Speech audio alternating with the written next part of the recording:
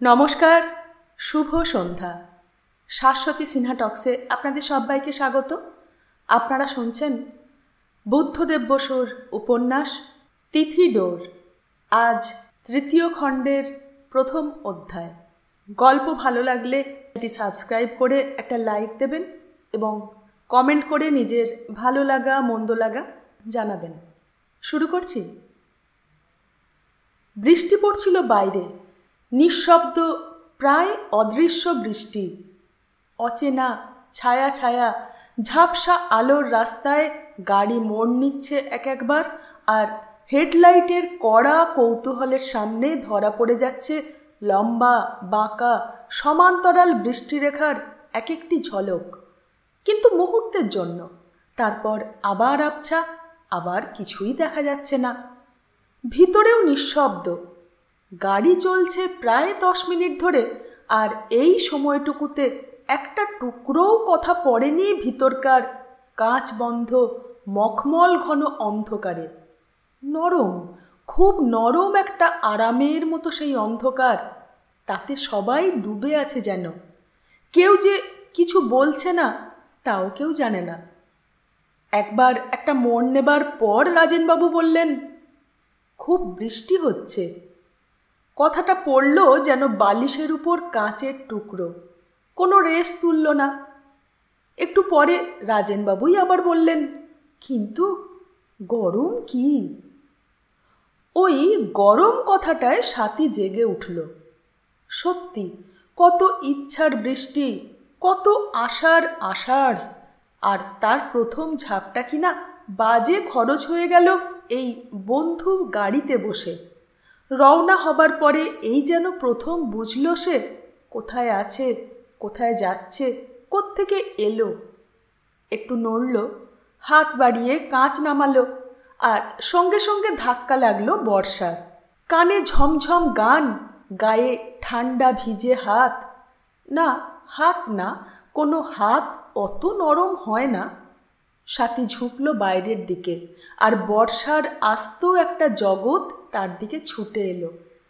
কলকাতার বৃষ্টি রাতের কালো চিকচিকে আলো পিছল রাস্তা, গাছগুলি আরও কালো, ফুটপাতের ছায়ার নাচ, আর মুখে শরীরে মনে এই মাটির ঠান্ডা জলের ঝাপটা। আহ আহ! ভিতর থেকে শাশ্বতীর গলা উঠল, করছিস কি? শাড়িটা ভিজে গেল। আবার কাঁচ তুলে দিতে দিতে স্বাতী বলল, বেশ লাগছিল। যত অদ্ভুত তোর! কথা শেষ না করে শাশ্বতী হাত দিয়ে টান করতে লাগলো হাঁটুর কাছে তার ইট রঙের জর্জেট। একটু নামিয়ে রাখলে কিন্তু মন্দ হয় না। রাজেনবাবু চেষ্টা করলেন তার দিকের কাঁচটা নামাতে, কিন্তু হাতলটা হয় খুঁজে পেলেন না, নয় ঘোরাতে পারলেন না। আমি দেব বাবা নামিয়ে? স্বাতী ঝুঁকে পড়ল ওদিকে, শাশ্বতীর হাঁটুর উপর দিয়ে হাত বাড়ালো। শাশ্বতী সরু গলায় চেঁচিয়ে উঠল, এই কি হলো? বিজন ড্রাইভারের পাশে মুখ ফেরালো। পাড়টা মারিয়ে দিলি বোধহয়, বলল শাশ্বতী। বলতে বলতে নিচু হয়ে 2 আঙুলে খুঁটে দেখতে লাগলো। এক শাড়ি দিয়ে সমস্তটা গাড়ি ভরে রেখেছ, কিচ্ছু করা যাবে না। কিছু করবার চেষ্টা ছেড়ে দিল স্বাতী, বসলো আবার ঠিক মতো। হয়েছে কি? বিজন জানতে চাইল। রাজেনবাবু জবাব দিলেন, কিছু না। একটু পরে যেন কিছু বলবার জন্যই, যেন শাড়ি নিয়ে একটু যে বাড়াবাড়ি হয়ে গেছে সেইটে চাপা দেবার জন্যই শাশ্বতী বলল, এটা কোন রাস্তা রে বিজু? আমির আলী অ্যাভিনিউ। শাশ্বতী সঙ্গে সঙ্গে জবাব পেল। তারপর মুখ না ফিরিয়ে, চোখ না ফিরিয়ে গড়গড় করে আউড়িয়ে গেল কলকাতার ভৌগোলিক।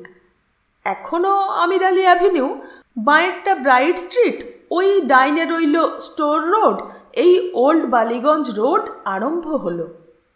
এরপরে শাশ্বতী যে কথা বলল আগেরটার সঙ্গে তার কোনোই যোগ নেই। সত্যি করে বলতো স্বাতী, কেমন লাগলো তোর আজ? সত্যি করে মানে?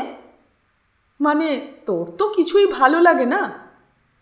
তা নয়, তুমি বলতে চাচ্ছ যে আসলে আমার ভালো লাগে, কিন্তু মুখে বলি না। কিন্তু না, ওরকম আমি বলি না কখনো। তাছাড়া ভালোও আমার লাগে, সবই, প্রায় সবই। নতুন একটা খবর পেলাম আজ। শাশ্বতী ঠাট্টার চেষ্টা করল। তাহলে ধরে নিতে পারি যে আজ তোর ভালোই লেগেছে। আপাতত খুব বেশি ভালো লাগবে যদি তুমি আপত্তি না করো ওই কাজটা একটুখানি নামালে। এবার সহজেই শাশ্বতী রাজি হলো বোনের মর্জিতে, কিন্তু যতটা সম্ভব বাবার দিকে ঘেঁষে বসল। আর সাথীও কাজ নামালো, সবটা না, মাত্র নাক পর্যন্ত। শাড়িটারি বাঁচল, আর সাথীও বাঁচল বুকে একটু ঠান্ডা হাওয়া আর একটু জল ছিটে নিতে পেরে। বলিনি আমি তোমাকে? দ্রুত ঘাড় ফেরালো বিজন। আগে যা ছিল এখন একটু মোটা হয়ে তত স্মার্ট আর নেই। অনেক অ্যাক্টরের চেয়ে ভালো।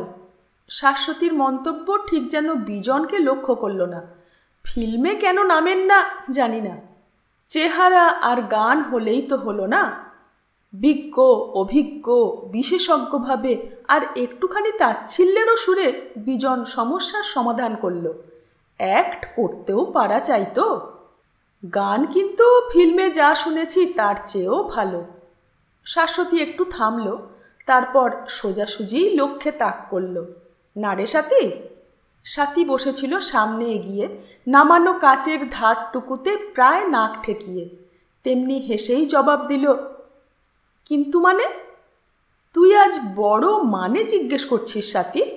শাশ্বতী হাসল, বিরক্ত হলে মানুষ যেমন হাসে।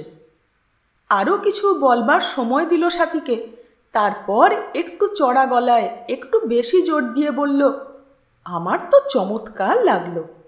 কিন্তু সাথী এতেও সাড়া দিল না। গড়িয়াহাট, রাসবিহারী মোড়, বাস কন্ডাক্টরের মতো মোটা গলায় ঘোষণা করল বিজন। তুমি এক্ষুনি পৌঁছে যাবে ছোটদি। এতক্ষণে বাইরে তাকাতে ইচ্ছে করল শাশ্বতীর। পুরনো বালিগঞ্জের থমথমে বড় মানুষই অন্ধকারের পরে ভালো লাগলো আলো, দোকান, এখানে ওখানে বৃষ্টিতে আটকে থাকা ভিড়। নিজের এলাকায় ফিরে আরাম পেল, সহজে নিঃশ্বাস নিল। গাড়ি ডাইনে ফেরার পরে রাসবিহারী অ্যাভিনিউয়ের এই অংশটুকুর অন্তরঙ্গতা, যাতে আর কারো অংশ নেই এখানে, নিঃশব্দে উপভোগ করল। তারপর সাথীকে আর আলাপে টানবার চেষ্টা না করে তার অন্য পাশের মানুষটির দিকে ফিরল। বাবা, তোমার কেমন লাগলো গান? ভালো। যেন যথেষ্ট বলা হলো না, রাজেনবাবু আবার বললেন, ভালো। বাবার কাছে শাশ্বতী এর বেশি আশা করেনি, তাই দমে গেল না, বরং উৎসাহ চড়িয়ে বলল, কি সুন্দর গান, সত্যি। ভাগ্যিস মজুমদারের সঙ্গে চেনা হয়েছিল আমাদের, তাই তো শুনতে পেলাম। বিজনের পিঠটাতেই একটা জাঁকালো ভঙ্গি হলো, আর অন্ধকারেও তা বোঝা গেল। রাজেনবাবু ভাবলেন ড্রাইভার শুনল নাকি কথাটা, আর শুনে থাকলে ভাবছে কি। কিন্তু শাশ্বতীকে অবহিত করে দিতে হলে যতটা দরকার ততটা গলা নামাতে রাজেনবাবু পারেন না, কোনো পুরুষই পারে না বোধহয়। তাই কথাটা ঘোরাবার চেষ্টা করলেন। হারিত এলো না কেন জিজ্ঞেস করে। ও এসব গান ভালোবাসে না, দ্রুত নিশ্চিন্ত জবাব দিল শাশ্বতী, যেন নিজের সঙ্গে স্বামীর এই রুচিভেদে সে একটুও বিমর্ষ না, বরং খুশি। আজকাল বুঝি স্বামীকে ও বলে মেয়েরা? রাজেনবাবুর মৃদু প্রশ্ন। স্বামীরাও তাই বলে যে? অর্ধেক প্রশ্নের সুর শাশ্বতীর উক্তিতে। আমাদের সময় স্বামীরাও উনি বলতেন। ও একটা বললেই হলো। শাশ্বতী চাপা দিল কথাটা, কিন্তু একটু পরে আবার বলল, আজকালকার মেয়েদের আর তুমি কি জানো, আর আমিই বা কি জানি। কথাটা সে বলল উর্মিলার কথা ভেবে। কি একটা অদ্ভুত খোপা করেছিল, কি অদ্ভুত সাজ, কি কটকটে রং ঠোঁটের। আর গানের পরে যতক্ষণ তারা ছিল ততক্ষণের মধ্যে একবার থামল তার চরকি কথার তুর্কি নাচন। বাবা নিশ্চয়ই অনুমোদন করবেন না, তাই তার সঙ্গে কথা বলতে চেয়েছিল সে, কিন্তু তার গভীর মন্তব্যটি রাজেনবাবুর কোনোই প্রত্যুক্তি জাগালো না, আর সময়ও আর হলো না। শাশ্বতী পৌঁছে গেল। বাইরে হাত বাড়িয়ে বিজন বলল, যাক, বৃষ্টিটা ধরেছে। শাশ্বতী এখন অনেকটা পারে, কিন্তু এতগুলি ফ্ল্যাটের মধ্যে তেতলা পর্যন্ত সিঁড়ি, রাত্রিরে একলা তার খারাপ লাগে এখনও। বিজনকে সঙ্গে নিল। স্বাতী এতক্ষণ চুপ করেছিল বাইরে তাকিয়ে। ছোটদিন নামার সময়ও কিছু বলেনি, কিন্তু গাড়িটা একেবারে একটা ল্যাম্পপোস্ট ঘেঁষে দাঁড়িয়েছে বলে সে সরে এলো ভিতরের অন্ধকারে। আর চোখ ফিরিয়েই বাবাকে দেখতে পেয়ে এমন খুশি হলো যেন সে আশাই করেনি বাবাকে এখানে দেখতে। আরও একটু কাছে সরে নিচু গলায় বলল, আমি কিন্তু ভাবিনি বাবা যে তুমি সত্যি সত্যি ওখানে যাবে। কেন, আমার কি কখনো কোথাও যেতে নেই? অন্য কোথাও হলে। ড্রাইভারের ঘাড়ে চোখ রেখে স্বাতী চুপ করল। আমিও তোর কথা ঠিক ওই রকমই ভেবেছিলাম, বললেন রাজেনবাবু। স্বাতীর মুখ তক্ষুনি ফিরে গেল বাবার দিকে, আবার তক্ষুনি নিচু হলো। বাবা তাহলে বোঝেন? কতটা বোঝেন? তার মনের এ দুর্দিনের, এ কদিনের উথাল পাথাল বাবা কি জেনেছেন, বুঝেছেন? কিছু না বলে, না শুনে, শুধু তার মুখ দেখে? অস্বস্তি হলো স্বাতীর, আর সেই সঙ্গে আশ্বস্তও হলো সে। জীবনের যে জটিলতা তার কাছে একেবারে নতুন, আর সেই জন্য দুরন্ত ভয় দেখানো, তার চেয়ে, হঠাৎ বুঝল, তার চেয়েও ব্যাপ্ত তার প্রথম চেনা পুরনো সব সরলতা। নিজের দিকের কাজটা এতক্ষণে ঠিক ঠাউরাতে ফেরে রাজেনবাবু নামিয়ে দিলেন আস্তে আস্তে। ছোট্ট বন্ধ জায়গাটুকুর মধ্যে বর্ষা রাতের বাতাস ঝিরিঝিরি দিল। বৃষ্টি হয়ে বাঁচলাম। রাজেনবাবু নিঃশ্বাস নিলেন। স্বাতী মুখ তুলে বলল, কত কাল পরে আমাদের সঙ্গে তুমি কোথাও গেলে বাবা। শাশ্বতী এমন করে বলতে লাগলো। রাজেনবাবু তার এই নিয়ম ভাঙা ব্যবহারের একটা জবাবদিহির চেষ্টা করলেন। আমি তোমাকে ইচ্ছে করেই বলিনি।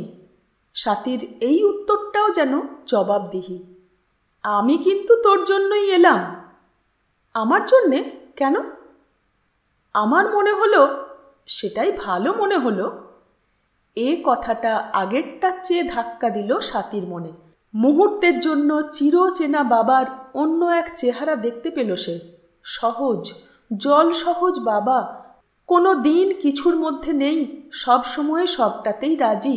সেই বাবাও কি তবে গভীর জলের মতোই গভীর, স্রোতের মতোই বাঁকা, চোখ ঠকানো অজানা? এবার তার অস্বস্তিটা বেশি হলো।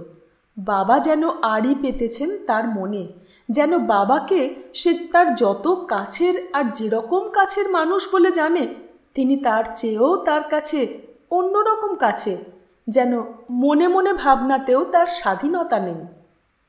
বিজন ফিরে এলো। ভিতরে জায়গা হওয়া সত্ত্বেও ড্রাইভারের পাশে বসলো আবার। স্বাতী সরে এলো বাবার পাশ থেকে জানলার ধারে। সত্যি সে চায়নি যে বাবা ওখানে যান, কেননা প্রথমত তার মতে বাবার যথোচিত নিমন্ত্রণ হয়নি, যদি হতো। দ্বিতীয়ত তবু না যাওয়াটাই বাবাকে ঠিক মানাতো। আর তৃতীয়ত, আর এটাই আসল, বাবা কাছাকাছি থাকলে নিজেকে একটু ছেলে মানুষ তো লাগেই। একটুও ছেলে মানুষ হতে আজ সন্ধ্যায় সে চায়নি, চেয়েছে সম্পূর্ণ স্বাধীনতা, যাতে কোনো সময়ে কোনো একটা কৌশলে মিনিটের জন্য উর্মিলাকে সে একা ধরতে পারে, তারপর ফিরতে পারে নিশ্চিন্ত হয়ে। যে কথাগুলি মনে মনে সে তৈরি করেছে তা বলতে হলে সত্যিকার চেয়েও বড় হতে হবে তাকে। যেমন সত্যিকার চেয়ে বড় করে ছবি আঁকে মানুষের, কিংবা যেমন সিনেমায় প্রকাশ করে দেখায়। 18 বছরের ঘরে থাকা বই পড়া বাঙালি মেয়ে হলে চলবে না, নিজেকে ছড়াতে হবে, হতে হবে বইয়ের কোনো বানানো মেয়ের মতো। যেমন ধরো পড়শিয়া।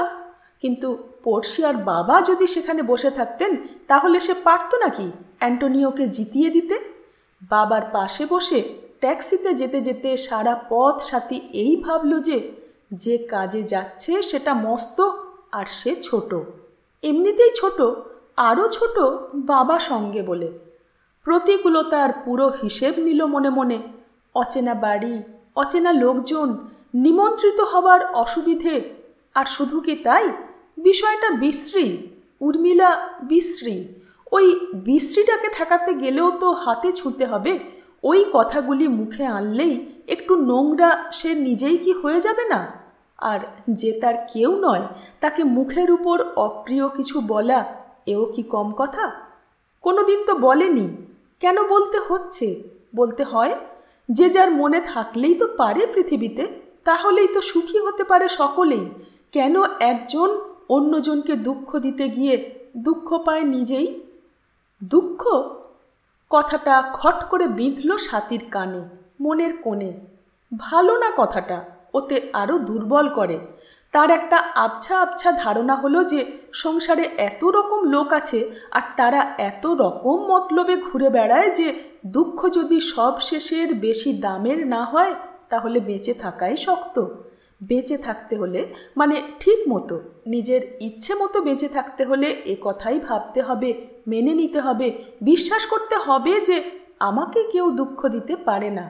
আমি আমার নিজের মনে যত ইচ্ছে মন খারাপ করতে পারি, কিন্তু অন্য কেউ আমাকে একটুও নড়াবে কেন যেখানে আছি সেখান থেকে? ছেলেবেলা থেকে তার খুব চেনা যে মন খারাপ, সেটা স্বাতী এতদিনে বুঝেছিল সেটা দুঃখ না। দুঃখ বাইরে থেকে আসে আর মন খারাপটা নিজের মধ্যে জন্মায়। আর নিজের সবই তো আমরা ভালোবাসি।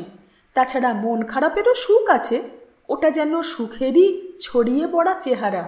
সুখ জলজলে রং, সূর্যাস্তের আকাশের মতো, এখানে লাল ওখানে সোনালি, আরও দূরে হলদে, কিন্তু মাঝে মাঝে ফাঁক, অনেকটাই ফাঁকা। তারপর ওসব যখন মুছে যায় আর সমস্তটা আকাশ জুড়ে কেবল একটা ছায়া রং, ছাই রং, না রং থাকে, মন খারাপও সমস্ত মন ভরে সেই রকম।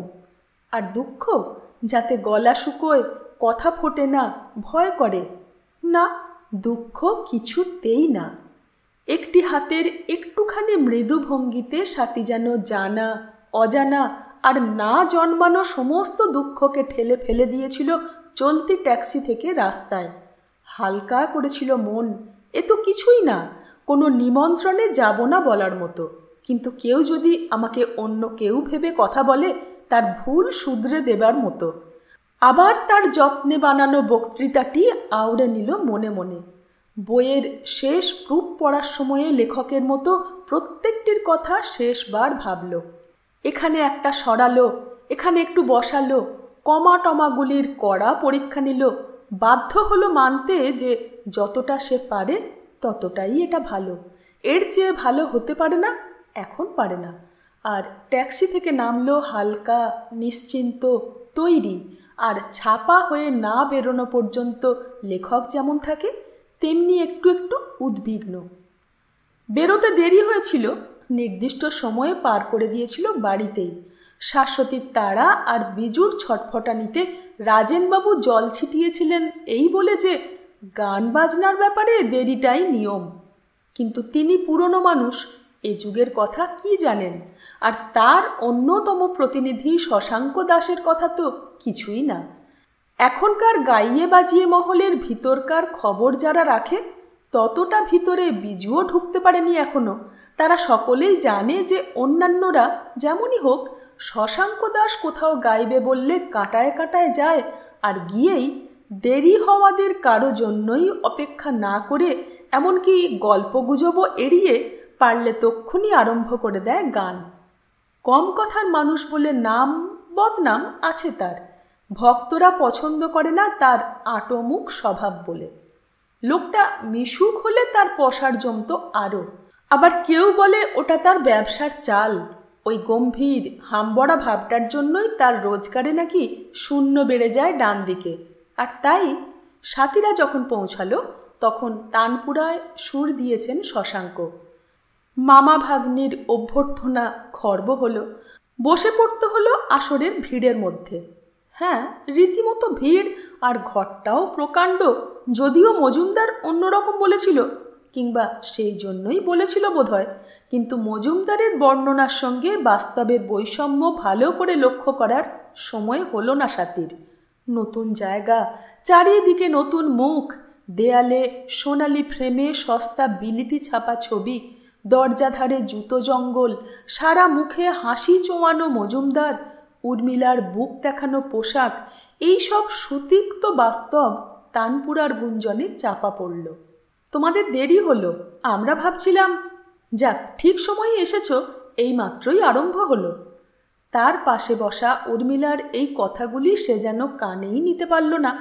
আর এরপরে উনি আজ যা গাইবেন সব একেবারে নতুন গান, ও নিজের সুর, নিজের বানানো। এই আলোর রেখাটিও মুছে গেল তানপুরার ঝমঝম কুয়াশায়। আর এরপর অবশ্য খানিকক্ষণ, কতক্ষণ, আর কিছুই ছিল না কোনোখানে, গান ছাড়া কিছুই আর ছিল না। মজুমদার তার জায়গা থেকে মাঝে মাঝে দেখছিল সাথীকে, চোখাচোখিরও চেষ্টা করছিল, কিন্তু সাথীর চোখ বোঝা, শরীর স্থির। একেবারে স্থিরও না, কোমরের উপর থেকে একটু একটু দুলছিল অল্প হাওয়ায় কাঁচা বাঁশের ঝাড়ের মতো। আর তার একটু ফাঁক হওয়া ঠোঁট দুটিতে আর যেন ভাষার চেতনা নেই। আসন পিঁড়ি হয়ে বসেছে, হাত দুটি কোলের উপর জড়ো করা, তুলে ধরা সম্পূর্ণ মুখটি যে কোনো ইচ্ছুক চোখের তলায় খোলা। অদ্ভুত একটা সৌন্দর্য মজুমদার লক্ষ্য করল সেই মুখে। অদ্ভুত আর নতুন, আগে দেখেনি। কোনো ছবির মতো ধূপের ধোঁয়ায় আবছা দেখা প্রতিমার মুখ, কোনো দূর উদাসীন, কারো কোনো কাজে না লাগা সৌন্দর্য। আর তাতে মজুমদার অনুভব করল, যদিও অনুভূতিকে ভাষা দিতে পারল না, তাতে যে কৌমার্য আঁকা আছে তা যেন কোনো দিন নষ্ট হবে না। মজুমদারের ঠিক ভালো লাগলো না, যেন ধাঁধায় পড়ল। ব্যবসার কোনো হাত সাফাইতে ঠকে যাবার মতো ভাব হলো হঠাৎ। পুরীতে ঘিঞ্জি শহরের অলিগলির ভিতর দিয়ে অনেকক্ষণ ধরে হেঁটে হেঁটে সমুদ্র ভুলে গিয়ে কোনো এক অচেনা পাড়ায় হঠাৎ এক অচেনা মন নিতেই সামনে যখন সমুদ্র খুলে যায়, তখন যেমন লাগে তেমনি লেগেছিল সাথীর। মানে ভাববার শক্তি যদি তার থাকতো তাহলে বুঝতো তার এখনকার অবস্থাটা সেই রকম। এসেছিল পড়শিয়া সেজে তর্ক করতে, যুক্তি দিয়ে মামলা জেতার ফন্দি নিয়ে। আসামাত্র কোথায় সে পড়ল? প্রথমে ছেলেবেলার জগতে, স্বাধীন সহজ অবোধ ছেলেবেলায়। মনে পড়ায় ভরে গেল মন। যতীন দাস রোডের বাড়ি, মা, মেজদি সেজদির বিয়ে, আর শুভ্রকেও মনে পড়ল। কিন্তু কিছুতেই কোনো আবেগ আর নেই, দুঃখ নেই। দুঃখ না, রাগ না, সুখ না, শুধু স্তব্ধতা। যা কিছু এখন আর নেই, আর নেই বলে কখনো ফুরোবে না, সে সবের স্তব্ধতা। তারপর আরও গভীর, আরও জটিল সুর যখন উঠল, মনে পড়ায় সেই জাদু করা জগৎ মিলিয়ে গেল। তখন পটে আঁকা ছবির শান্ত সীমানার বদলে এবার দিগন্ত, শূন্য, আকাশ, সেই সব অসম্ভব উঁচু উঁচু আকাশ, সব সমান্তরাল রেখা যেখানে মেলে, আর যেখানে প্রত্যেকটি ইচ্ছা সেই ইচ্ছারই পূর্ণতা। এখনো ঝাপসা হয়ে আছে সাথীর মন। কি গান, কেমন গান, রাগিনীর নাম কি, কেউ জিজ্ঞেস করলে কিছুই বলতে পারবে না। হঠাৎ তাকিয়ে বড় কড়া লেগেছিল আলো, আর সকলেই যেন বড় চড়া গলায় কথা বলছে। শশাঙ্ক দাস চওড়া বুক দিয়ে আরও একটি গানের পিড়াপিড়ি ঠেকিয়ে দিলেন, আর তিনি উঠতেই সকলে উঠে দাঁড়ালো সঙ্গে সঙ্গে। সভা ভাঙল। কিচিরমিচির কথা, জুতো খোঁজাখুঁজি, দরজায় ঠেলাঠেলি। সাথী তাকালো ছর্দির জন্য, আর তাকিয়েই পাশে দেখল বাবাকে। বাবা কথা বললেন, চল আমরাও। না না, আপনারা এখন যাবেন না। সাথীর ঠিক পিছন থেকে উর্মিলা রাজেনবাবুর কথা কেটে দিল। তারপর সাথীর পাশে এসে বলল, একটু দেরি করো ভাই, লোকজন চলে যাক। এই প্রথম এলে আমাদের বাড়ি, বসবে তো একটু? ওই মিসেস ঘোষ যাচ্ছেন, একটু কথা বলে আসি, নয়তো আবার। কি যে মুশকিল এত লোকের মধ্যে সকলের সঙ্গে কথা বলা। এত বড় মুশকিলের মধ্যে যতটা সম্ভব উর্মিলা সাথীর কাছাকাছি থেকে আপ্যায়ন করল, পাহারা দিল, আর ভিড় ভাঙার পর উপরে নিয়ে গেল তাদের। মস্ত বারান্দায় রেস্তোরাঁর মতো ছোট ছোট টেবিল ঘিরে চেয়ার, খাবার সাজানো থালা, চা, কফি, আইসক্রিম, যার যেটা পছন্দ। বাছা বাছা কজন বন্ধু, আর হয়তো বাড়ির লোক। অবশ্য এত লোক জড়ো হবার যিনি কারণ, উর্মিলা তাকে হাত ধরে ধরে আলাপ করিয়ে দিল সকলের সঙ্গে। সকলের আগে শশাঙ্ক দাসের সঙ্গে। অন্যদের ভার নিল মজুমদার। নিজের বন্ধু বলে আর অসাধারণ একজন মেয়ে বলে তার পরিচয় দিল সকলের কাছে। কিন্তু উর্মিলার বর্ণনার কোনো প্রমাণই সাথে দিতে পারল না, যদি না কারো সঙ্গে কথা না বলাটাই অসাধারণ হয়। কথা বলল না বলে বুঝলও না কখন বেরোবে এখান থেকে, এছাড়া আর কথা নেই তার মনে। কখন মন দিয়ে শুনতে পাবে যে গান এখনও তার কানে লেগে আছে। একবার উর্মিলাকে বলতে শুনল, তুমি খাচ্ছ না, কথাও বলছো না, হয়েছে কি? স্বাতী একটু হাসল আর তক্ষুনি ছুতো বানালো, মাথা ধরেছে। কথাটা শুনতে পেল মজুমদার। মাথা ধরেছে খুব? চেয়ার ছেড়ে উঠে এলো ব্যস্ত হয়ে। না, তেমন না। আবার হাসতে হলো। অ্যাসপিরিন দেব? উর্মিলা বলল, আমার ঘরে চলো, অ্যাসপিরিন খেয়ে একটু শুয়ে থাকবে। স্বাতীকে চমৎকার সুযোগ দিয়েছিল উর্মিলা, কিন্তু স্বাতী উঠল না, বাড়ি যাবার অনুমতি চাইল। ভাগ্যিস বাবা সঙ্গে ছিল, তার উপর মেঘ করে ফোঁটা ফোঁটা বৃষ্টি শুরু হলো, তাই উঠতে পারল তাড়াতাড়ি। আর গলি থেকে বড় রাস্তায় যেই এলো অমনি বৃষ্টি বাড়ল স্বাতীর মনের সুরে ঠিক ঠিক সুর মিলিয়ে। তারও বেশি বন্ধ গাড়িতে নিঃশব্দ বৃষ্টি এমন মিশে গেল তার মনের মধ্যে যে যতক্ষণ না বাবা বিষয়টা উল্লেখ করেছিলেন ততক্ষণ বৃষ্টিটাকে বাইরের একটা ঘটনা বলে সে যেন বুঝতেই পারেনি। কিন্তু বৃষ্টি শুধু নয়, একটু নামানো কাঁচের ফাঁক দিয়ে বৃষ্টিটাকে শরীরে নিতে নিতে আরও বুঝল অনেক। মনে পড়ল এটা মজুমদারের গাড়ি। মনে পড়ল এতক্ষণে তার উদ্দেশ্য, প্রস্তুতি, প্রতিজ্ঞা আর প্রতিজ্ঞার ব্যর্থতা। বারবার করে লেখা, বারবার প্রুফ পড়া, সবই হলো, বই বেরোলো না।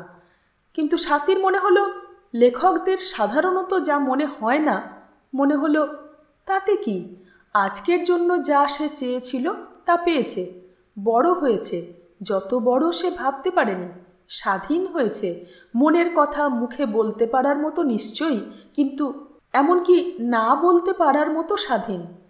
কিছু বলতে যাওয়াটা একরকম বাধ্যতা, প্রতিবাদ মানেই তো সেটা প্রতিবাদের যোগ্য। কিন্তু প্রতিবাদ কিসের?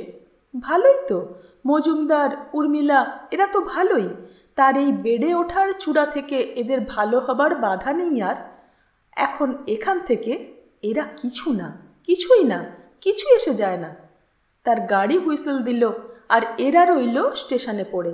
এর মধ্যেই কত ছোট, আর সেই আকাশ ভরা গান জাগানো রেলগাড়িতে বসে বসে তার কষ্টে বানানো, যত্নে সাজানো কথাগুলি তুচ্ছ হয়ে গেল সেই সব ফোঁটা ফোঁটা স্টেশনগুলির মতো। গাড়ি যেখানে দাঁড়ায় না, অথচ গাড়ির চলে যাওয়ার জন্য যাদের তৈরি থাকতে হয়। রাত্রে ঘুমিয়ে পড়ার আগে কয়েকবারই তার মনে পড়ল মজুমদারকে, উর্মিলাকে, বোঝা চোখে দেখল তাদের মুখের আশা, ইচ্ছা, উৎসাহ। একটু কষ্ট হলো দুজনেরই জন্য। সেই রাত্রে ঘুমোবার আগে আর একজনেরও মনে পড়েছিল মজুমদারকে, কিন্তু তার ভাবটা করুণা থেকে বহু দূর। শাশ্বতীর খুব আনন্দে কেটেছিল সময়টা, ইচ্ছে ছিল আরও থাকার, কিন্তু স্বাতী যেরকম যাই যাই করতে লাগলো, আর বাবা তো স্বাতীর কথাতেই ওঠেন বসেন। গানের চেয়েও বোধহয় বেশি আনন্দের হয়েছিল গানের পরে উপরে গিয়ে বসাটা। সুন্দর জায়গা, চমৎকার চা, জিভের উপর গলে যাওয়া সন্দেশ, আর তার উপর, সবার উপর শশাঙ্ক দাসের সঙ্গে এক টেবিলে বসার সম্মান। এই বিশেষ সম্মানটুকু শাশ্বতীকেই দিয়েছিল মজুমদার। নিজেও বসেছিল সেখানে, কথা বলেছিল এমনভাবে যাতে শাশ্বতীও যোগ দিতে পারে। সে অবশ্য বেশি কিছু বলেনি, শুনতেই ব্যস্ত ছিল শশাঙ্কর গম্ভীর সুন্দর মুখের, গম্ভীর ভারী গলার অল্প অল্প কথা, আর মজুমদারের জোরালো হাসির ফুর্তি। মজুমদারকে আজকের মতো ভালো আর কোনো দিন তার লাগেনি। আর সবটা মিলিয়ে মনে তো পড়ে না আরও ইচ্ছে জাগানো এমন ভালো শিগগির কোথাও পেয়েছে। কম তো পার্টিতে যায়নি হারিতের সঙ্গে, কতবার অগ্রণী সংঘের নানা ব্যাপারে, নানা রেস্তোরাঁয়, বড় বড় বাড়িতে, রাজপুত্র মকরন্দন নিমন্ত্রণে জমকালো।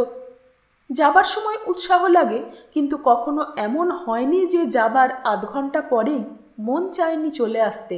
আর তারপরেও অনেকক্ষণ, কতক্ষণ কোমর টাটিয়ে বসে থাকতে হয়েছে হারিতের কথা আর ফুরোয় না বলে। আজকাল তার সাহস হচ্ছে একটু একটু, কখনো কখনো যায়ও না। হারি তো জোর করে না তেমন, যদি না হোমরা চোমরা গোছের নতুন কেউ আসেন, তাহলে অবশ্য স্ত্রীকে হাজির করাই চাই।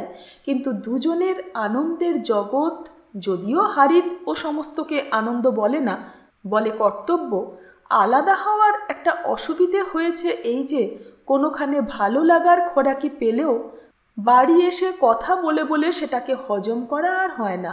যেহেতু আর কোনো লোক নেই বাড়িতে, আর এই রকম সময়ে সাথীকে, বাবাকে, বিজুকে, বিয়ের আগের সমস্ত জীবনটাকেই কোনো খান থেকে ফিরে তাদের যতীন দাস রোডের পাটি পাতা বারান্দা, সাথীর রং বেরং বর্ণনা, বিজুটার লাফালাফি, চুপচাপ বাবার নিচু আওয়াজ, হাসি, এসব তার যেমন অসহ্য মনে পড়ে, আর কখনো তেমন না।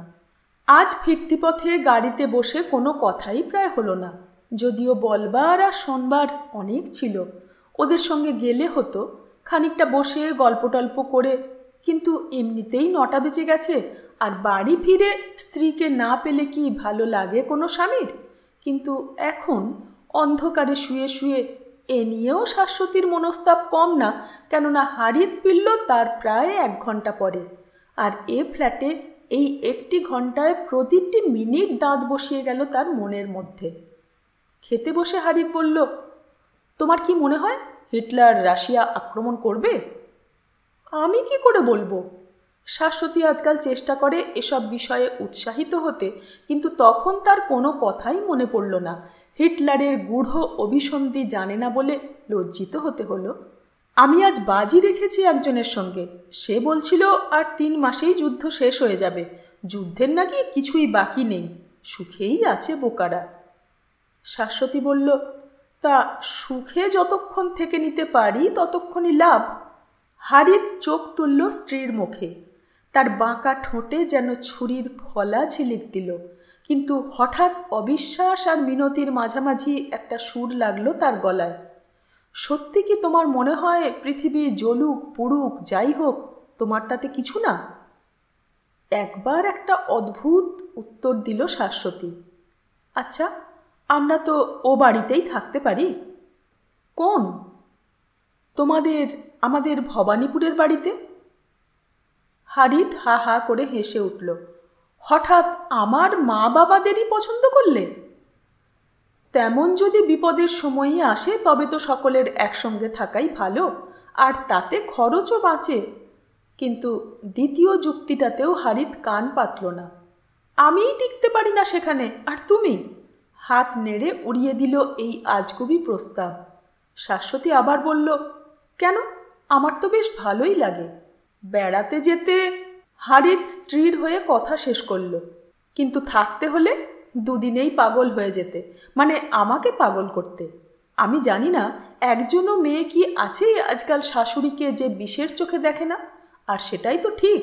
শাশুড়িরা এবার ফেরত পাচ্ছেন হাতে হাতে তাদের নিজের টাকাই।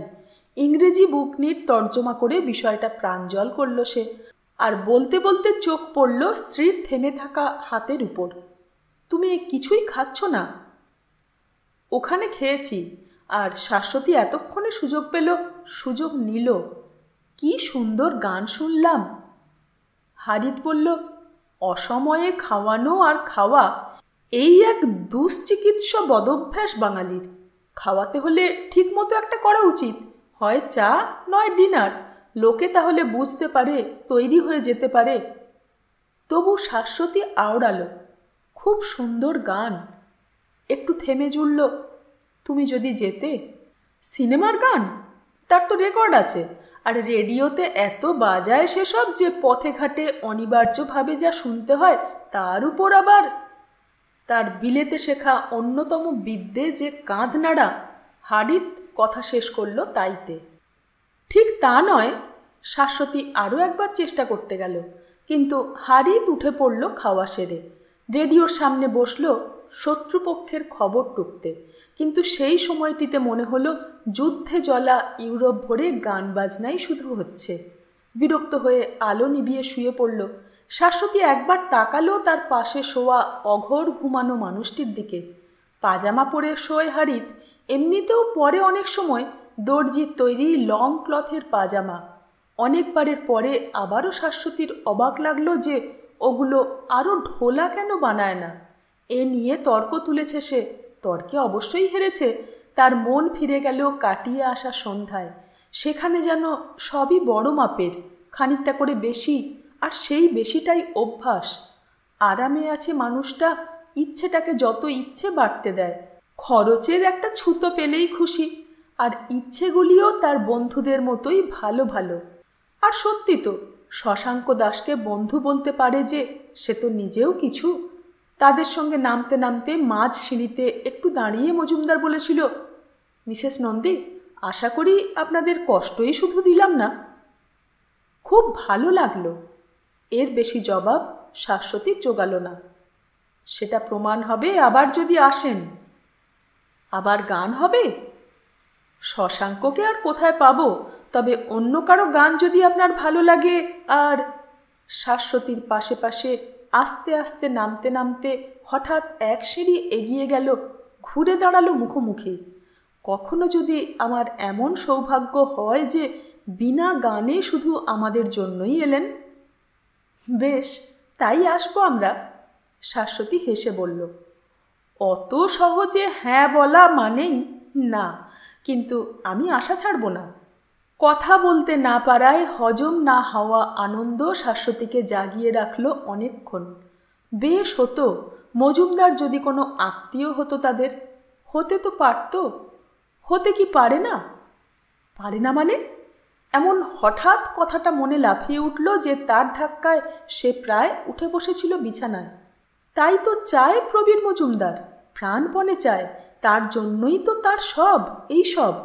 প্রথমে সেটা ঠাট্টা ছিল, আবছা ছিল, কিন্তু এতদিনে একদিনেই স্পষ্ট সত্য। আর আজ তো পোস্টারের মতো বড় বড় অক্ষরে রটে গিয়েছে সেটা। সেটাই ছিল মজুমদারের চোখে মুখে, নড়াচড়ায়, সাথীকে এড়িয়ে এড়িয়ে চলায়, আর সিঁড়িতে বলা ওই কয়েকটা কথায়। আশ্চর্য, এতক্ষণ মনে হয়নি। শাশ্বতীর ইচ্ছে হলো স্বামীকে ডেকে তুলে কথাটা বলে। আরও ইচ্ছে হলো স্বাতীর বিয়ে। ভাবতে অন্য একরকম উত্তেজনা লাগলো তার মধ্যে।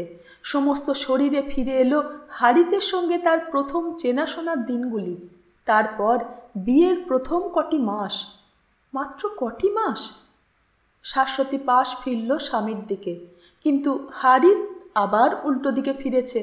তাই দেখতে পেল শুধু কাটা গেঞ্জিতে অর্ধেক ঠিক ঠাকা প্রশান্ত পিঠ। সেই পিঠের দিকেই সরে এলো ঘাড়ের উপরকার মিহি চুলের উপর দিয়ে আস্তে হাত তুলল আর হাত নামালো। থাক, ডাকবে না, ডাকলেও জাগবে না। বড় গভীর ঘুম। আর সত্যি সারা দিন যা খাটুনি। ঘুমিয়ে পড়ার আগে শাশ্বতী শেষ কথা এই ভেবেছিল যে এখন কি প্রবীরই প্রস্তাব নিয়ে আসবে, কি তাদের দিক থেকে কিছু করা উচিত। সকালে উঠে হারিতের কাছে কথাটা পাড়তে গেল 2-3 বার। যেন মনে হলো এই বিষয়টা তার কথা বলার একেবারে অযোগ্য লাগবে না।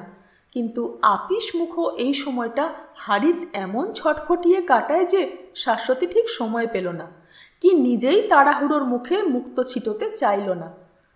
মোলায়েম সময়ের অপেক্ষা করাই ভালো ভাবল। কথাটা উল্টে পাল্টে দেখতে লাগলো নিজের মনে। দেখবার বেশি কিছু আছে বলেও মনে হলো না এ নিশ্চয় ঠিক, নির্ঘাত। এমনকি এও মনে হলো এর জ্যান্ত প্রমাণ নিজে নিজেই হাজির হবে শিগগির। কিন্তু কত যে শিগগির শাশ্বতীও তা ভাবতে পারেনি। হারিত বেরোবার প্রায় ঘণ্টাখানেক পরে শাশ্বতী যখন বিজুর জোগানো একতারা সিনেমা পত্রিকার পাতা উল্টাচ্ছে শুয়ে শুয়ে, তাদের চাকর এসে একজন আগন্তুকের খবর দিল, আপনাকে একটু ডাকছেন তিনি। কে? স্বামীর বন্ধুদের মধ্যে ঘনিষ্ঠতম নাম করল শাশ্বতী। না না বৌদি, শ্বশুরবাড়ির পুরনো চাকর জবাব দিল, এনাকে দেখিনি আগে। সঙ্গে সঙ্গে বাইরের ঘর থেকে মাত্রই একটি পর্দা ঢাকা দরজার আড়াল পেরিয়ে স্পষ্ট পৌঁছল চড়ানো গলা, আমি প্রবীর মজুমদার, একটা কথা বলতে এলাম। আরে, শাশ্বতী উঠল, ছুটল, আর তাকে দেখা মাত্র দাঁড়িয়ে দাঁড়িয়েই মজুমদার কথা আরম্ভ করল। নিশ্চয়ই খুব অসুবিধে করলুম এই সময় হঠাৎ এসে, হয়তো একটু অভদ্রতাও হলো নিশ্চয়ই। অন্তত প্রথম দিন এমন সময়েই আমার আসা উচিত ছিল যখন আপনারা দুজনেই থাকবেন। কিন্তু একটা কথা আমার বলার আছে, কথাটি আপনাকেই বলতে চাই। তাই ইচ্ছে করেই এমন সময়ে এসেছি যখন মিস্টার নন্দী বাড়ি থাকবেন না। হঠাৎ ধক করে উঠল শাশ্বতীর বুকের মধ্যে, মুখের রং লাল হলো, পায়ের দাঁড়িয়ে থাকার জোর যেন কমে গেল। তবে কি সে ভুল ভেবেছিল? তবে কি? কিন্তু কোনো একটা কথাও তার দুই ঠোঁটে তৈরি হতে পারার অনেক আগেই মজুমদার আবার বলল, কথাটা আপনার বোনের বিষয়ে, তাই প্রথমে আপনাকেই। শাশ্বতী নিঃশ্বাস ছাড়ল, সহজ হলো, হাসতে গেল, কিন্তু হাসি চেপে গম্ভীর মুখে বলল, বসুন। মিনিট 20 পরে, কেননা বেশি বলা বলির দরকার হলো না, আগন্তুক যখন উঠল, মনে জমানো হাসিটা মুখে খরচ করতে শাশ্বতীর তখন বাধল না। কিন্তু প্রবীর মজুমদারের মুখ, যা শাশ্বতী হাসি হাসি ছাড়া দেখেইনি, সে মুখ আঁটো হয়ে গেছে গাম্ভীর্যে। ছিলে চড়িয়ে প্রথম তীর ছুঁড়েছে, ঠিক বিঁধেছে, কিন্তু এটা প্রথম, আর এটাই সবচেয়ে কাছের তাক। আরও দূরে ছুটতে হবে, সেটা সহজ না। প্রথম বাজি যে তার আহ্লাদে আখের না ভেস্তে যায়, এখন তাই গম্ভীর, তৈরি। যদি অনুমতি করেন। মজুমদার মাথা নোয়ালো, ও বেলায় এসে আপনাকে পৌঁছিয়ে দিতে পারি ও বাড়িতে। তা বেশ তো। ফস করে কথাটা বলেই শাশ্বতীর মনে পড়ল যে এই মানুষটি এখনও তার ভগ্নিপতি ঠিক হয়নি, তার সঙ্গে একা যাওয়াটা কি? তক্ষুনি তাই ছুতো বানালো, কিন্তু আজ যে এক জায়গায় যাবার কথা আমাদের। তাহলে? শাশ্বতী ভাববার ভান করল, আচ্ছা, আমি নিজেই সময় করে যাব একবার। আজই? আজ না হয় কাল। তাহলে কাল আমি আসবো একবার। এখানে? যেখানে বলবেন। আমার ভাগ্যের গাড়ির আপনিই এখন ইঞ্জিন। শাশ্বতী খুশিতে জলজলে হলো। আচ্ছা, আসবেন কাল? কাল এই সময়ে? শাশ্বতী মাথা নাড়তে গিয়ে থামল। সন্ধেবেলা আসবেন? তখন আমি চেষ্টা করব যাতে আমার স্বামীও সে সময় থাকেন। বিবাহিত ভদ্রমহিলার সমস্ত সম্ভ্রম প্রকাশ পেল শাশ্বতীর উঠে দাঁড়ানোয়। কাছাকাছি আমরাই যখন আছি, বাবা হয়তো তার মতটাও নেবেন। পলকের জন্য শাশ্বতীর মুখের উপর চোখ ফেলে মজুমদার বলল, আপনার কাছে আমি কৃতজ্ঞ। শাশ্বতী টালিগঞ্জে গেল সেদিনই বিকেলে। বাড়ি ফিরে স্বামীকে দেখে সুখী হলো। হারিত এ সময়টা হয় বাড়ি থাকে না, নয় বাড়িতেই তার বন্ধুরা আসে, কিন্তু এটা একটা শুভ লক্ষণ বলে ধরল শাশ্বতী। আজ সে একাও, আবার বাড়িতেও যেরকম যোগাযোগ শিগগির ঘটেছে বলে মনেই পড়ে না। টেবিলে কয়েকটা চটি বই ছড়িয়ে ফুলস্ক্যাপ কাগজে ঘস ঘস করে ইংরেজিতে কি লিখছিল হারিত। শাশ্বতী কাছে গিয়ে বলল, তুমি বাড়িতেই আছো? হারিত এই বাহুল্য প্রশ্নের জবাব দিল না। কেউ আসেনি? না। তাহলে তো আমাকে আনতে যেতে পারতে। এতদিনে বাপের বাড়ি যাওয়া আসাটা অন্তত একাই তোমার পারা উচিত। পারি যে না তা নয়, কিন্তু আজ যখন তোমার সময় ছিল। স্ত্রীর গলায় যেন অন্যরকম একটা আওয়াজ পেয়ে হারিত মুখ তুলে তাকালো। কোথায় সময়, দেখছো না? হাওয়ায় হাতটা ঘুরিয়ে আনলো তার প্যালেট আর ফুলস্ক্যাপের উপর দিয়ে। ছোট ঘর, খাটের মাথা ঘেঁষেই লেখার টেবিল। খাটের ধারে হারিতের যথাসম্ভব কাছাকাছি বসে শাশ্বতী তাকালো হারিতের হাতের লেখার অক্ষরগুলির দিকে। ওটা কি খুব জরুরি? খুব। একটু সময় করে আমার একটা কথা শুনবে? হারিত এবার আরও অন্যরকম গলা শুনল। আবার চোখ তুলল, একটু তাকিয়ে থেকে জিজ্ঞেস করল, কি হয়েছে? শোনো, একটা কথা। তোমার লেখা টেখা রাখো এখন, এটাও জরুরি, ভীষণ। কি ব্যাপার? শাশ্বতী একটু দম নিয়ে বলল, মজুমদার স্বাতীকে বিয়ে করতে চায়। কে? প্রবীর মজুমদার, ওই যে বিজুর। ও। ছোট্ট আওয়াজ করল হারিত। হালকা বাঁকা একটি হাসি নামল ঠোঁটে। শাশ্বতী অপেক্ষা করল হারিত আরও কিছু বলবে বলে, কিন্তু তার চোখ ফুলস্ক্যাপেই নামল আবার। শাশ্বতী যেন ব্যথা পেয়ে চেঁচিয়ে উঠল, কিছু বললে না? আমি কি বলবো? কেন, সাথী কি তোমার কেউ নয়? ওর ভালো মন্দে তোমার কি কিছু না? খোলা কলমটিতে টুপি পরিয়ে রেখে হারিত বলল, তা বিয়ে কবে? শোনো কথা, কিছুর মধ্যে কিছু না। না, পুরুষরা যে কি! তবে যে বললে। কি বললাম? একটা দিন কি আমার কথায় মন দিতে পারো না তুমি? হারিত চটি বইগুলি সাজালো, ফুলস্ক্যাপের পাতাগুলি গুছলো, আর সেই কয়েকটা সেকেন্ড অসহ্য লাগলো শাশ্বতীর। একপাশে সব সরিয়ে রেখে চেয়ারে হেলান দিয়ে বলল, বলো, এ বিষয়ে তোমার কি মত সেইটা আমি জানতে চাই।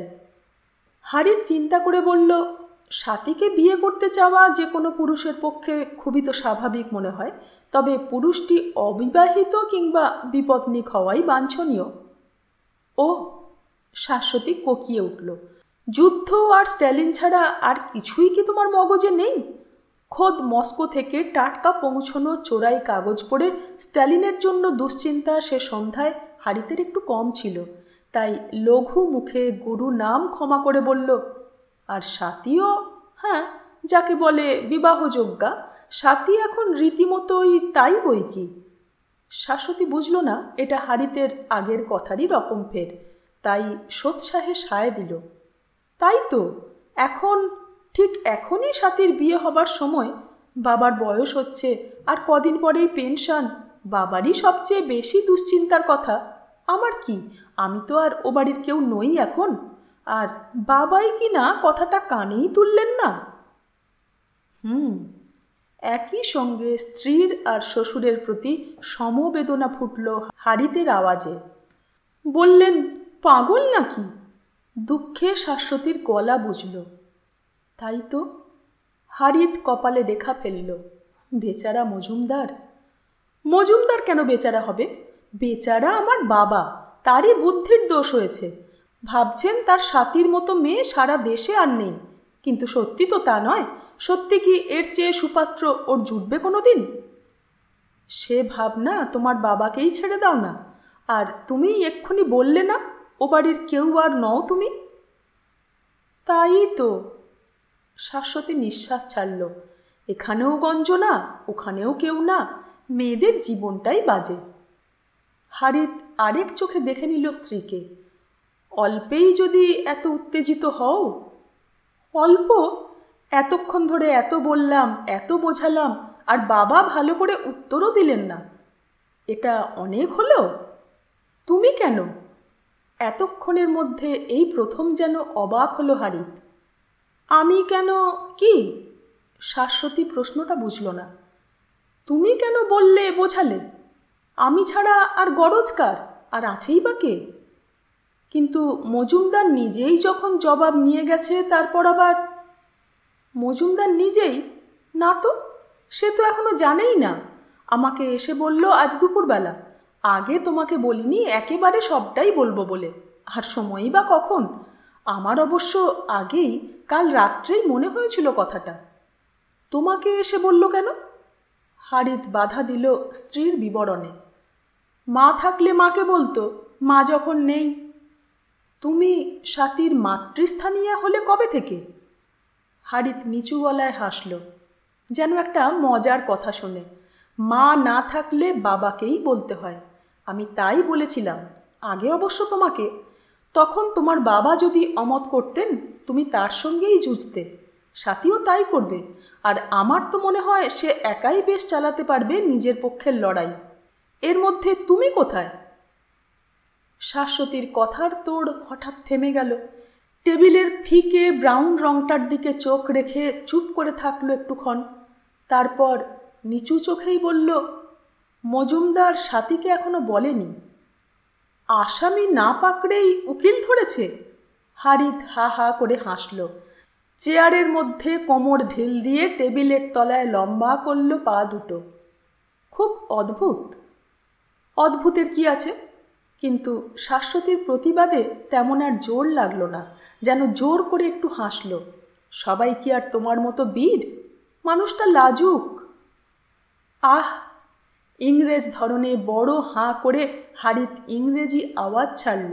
হসন্ত হটা আস্তে মিলিয়ে গেল নিঃশ্বাসে।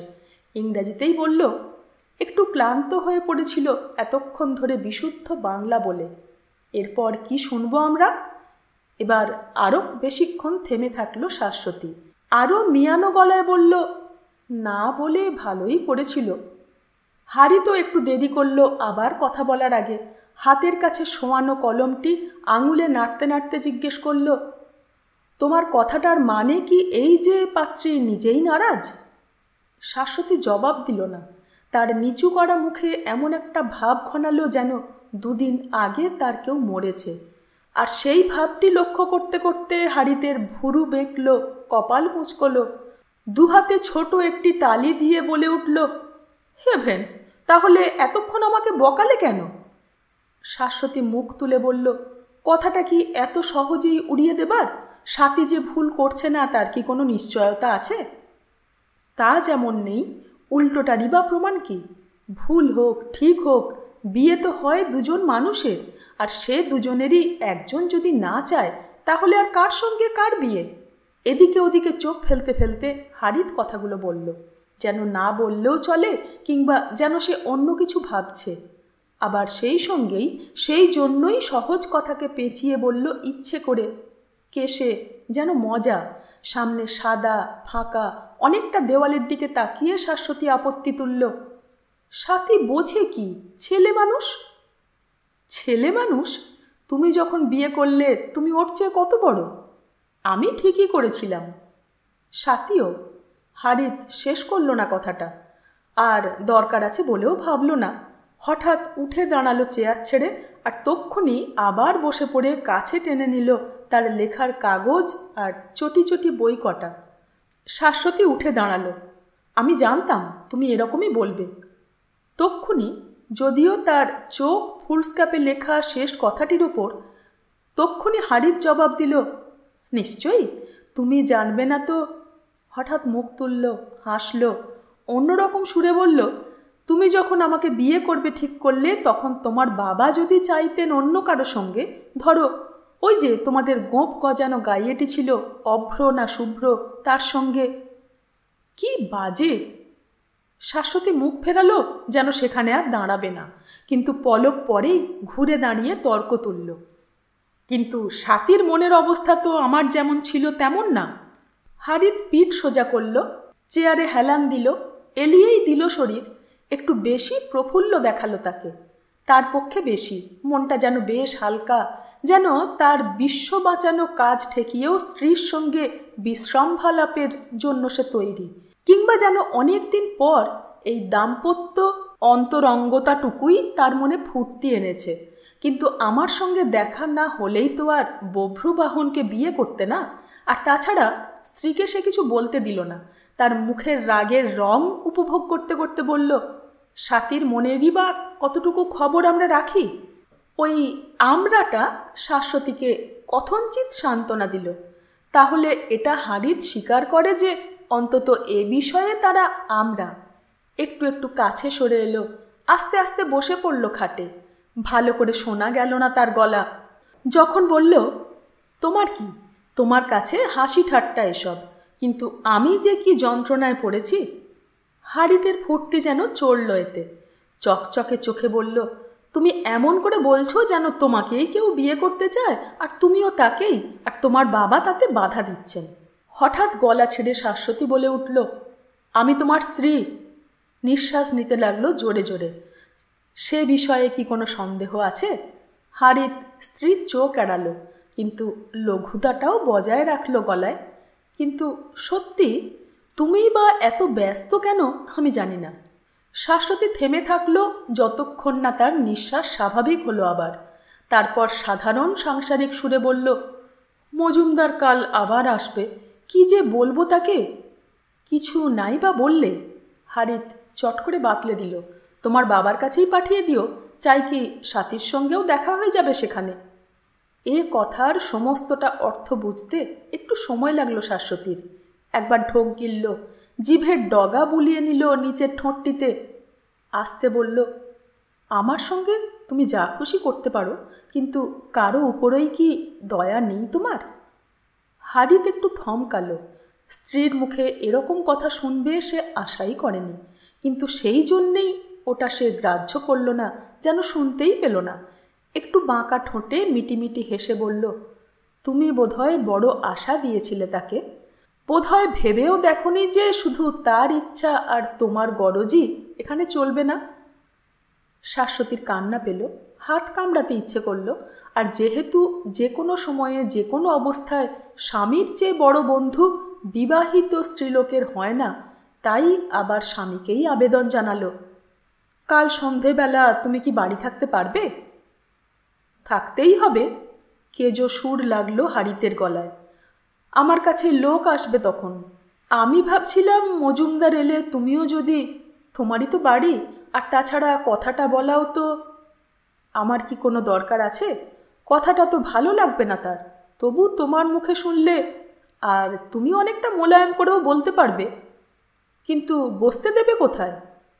শাশ্বতী না বুঝে ভুরু কুঁচকালো। সকাল সকাল এসে যায় তো ভালো, নয়তো ওরা সব এসে পড়লে কি হবে? আমাদের কথাবার্তার মধ্যে বাইরের লোক থাকতে পারে না তো? হারিত গম্ভীরভাবে জানালো। তার মানে? শাশ্বতী দিশেহারা চোখে তাকালো। ভদ্রলোককে বসতে দিতে পারবো না? হারিত স্ত্রীর উৎকণ্ঠা খুব সহজেই দূর করে দিল। কেন? খাবার ঘরে বসতে পারো তোমরা। খাবার ঘরে? ওই বিন পাখার খুপড়িতে? শাশ্বতীর মনের উপর দিয়ে ভেসে গেল মেট্রো সিনেমার দোতলা, চাংআন রেস্তোরাঁ, কাউফম্যানের কফি। সেদিন তো হারিতও ছিল, আর যতক্ষণেরই হোক ভালোও তো লেগেছিল তার। স্ত্রীর ফ্যাকাশে মুখে চোখ রেখে হারিতেবার মলম লাগালো। বসতে আরাম হবে না ওখানে, কিন্তু তোমাদেরও তো নিরিবিলি চাই। আগে যদি আমাকে জানাতে। তোমাকে জিজ্ঞেস না করে এটা করাই ভুল হয়েছে আমার, মানতে হলো শাশ্বতীকে। তা এক কাজ করতে পারো। আরেকটু শুশ্রূষা করল হারিত। বিজুকে দিয়ে খবর পাঠিয়ে দাও, অন্য সময়ে কি অন্য দিন। আর আসবারই বা দরকার কি? বিজুই বলে দেবে। শাশ্বতীর ঠোঁট এঁটে গেল, যেন আর কথা বেরোবে না। ভগ্নদূত বিজন।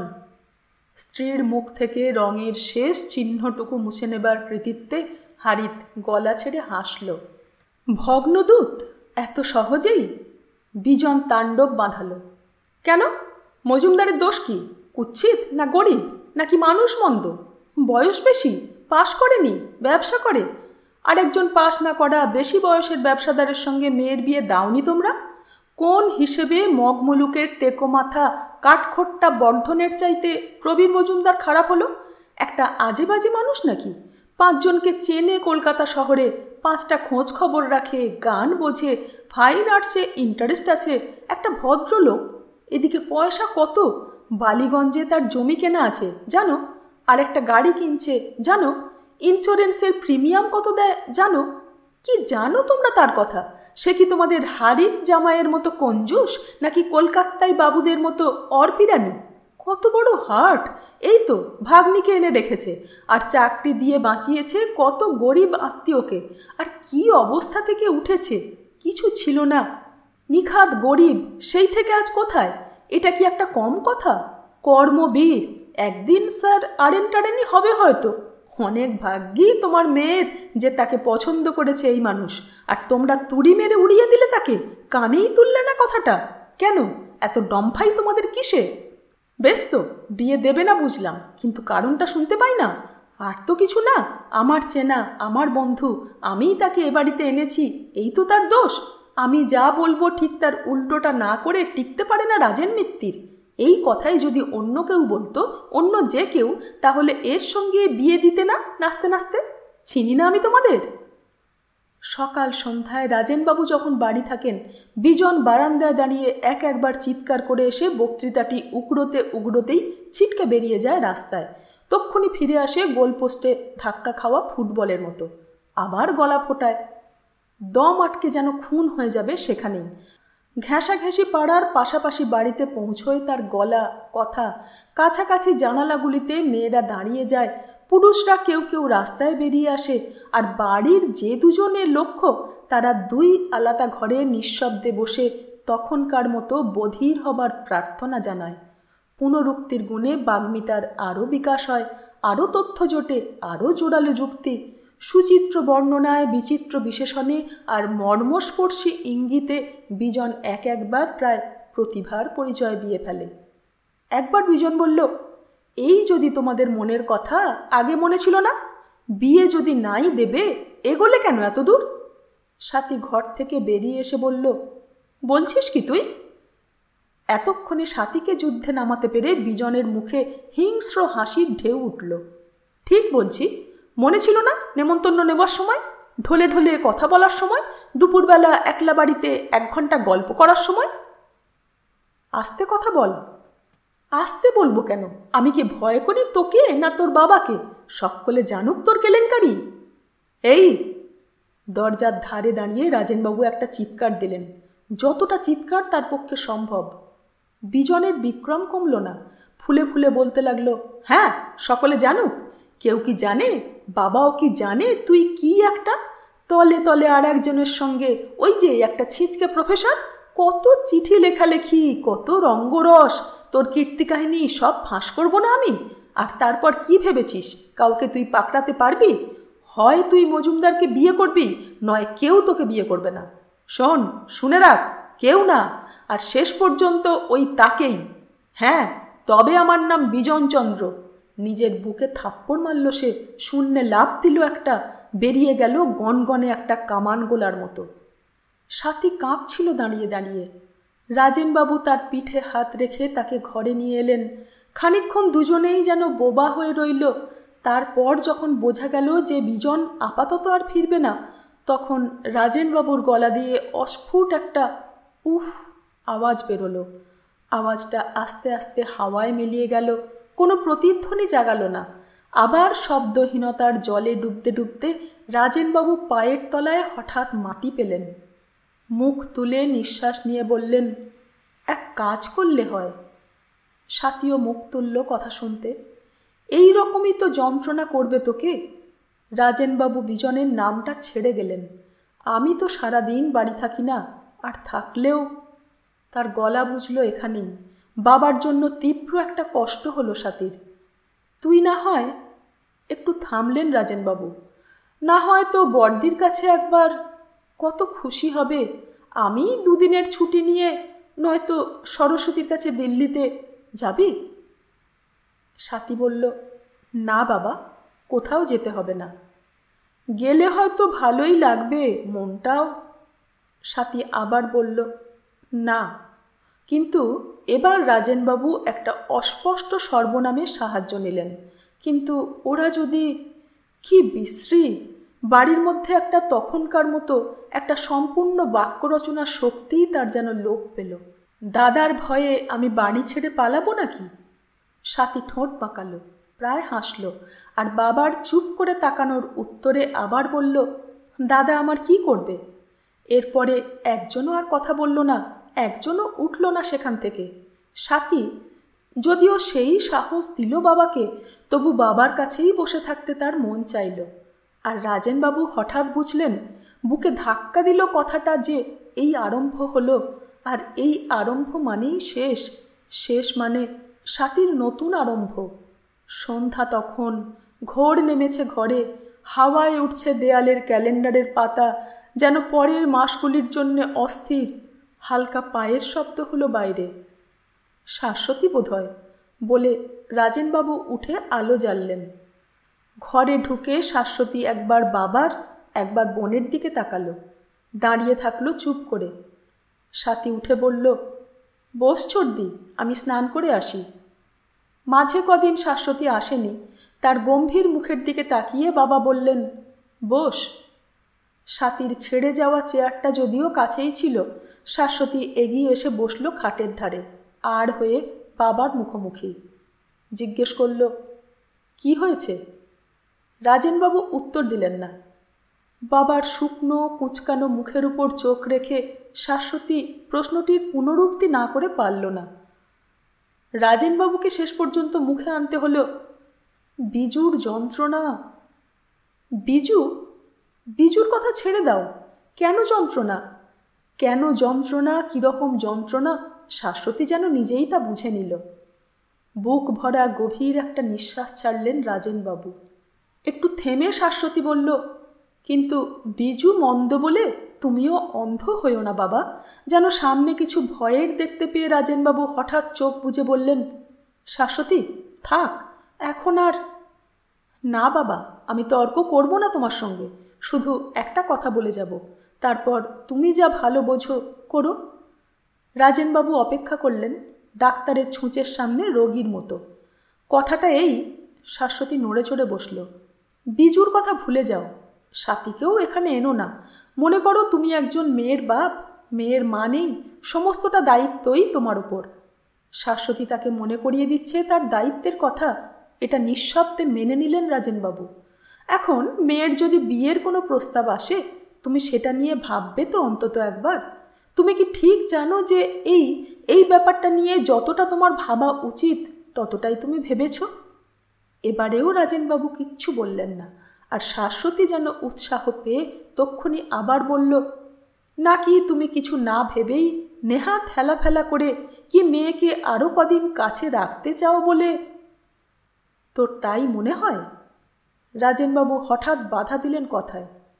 রাখতে চাইলে কিছু দোষের না, বিজুটা যেরকম, আর আমাদের মধ্যে ওকেই তো তুমি সবচেয়ে।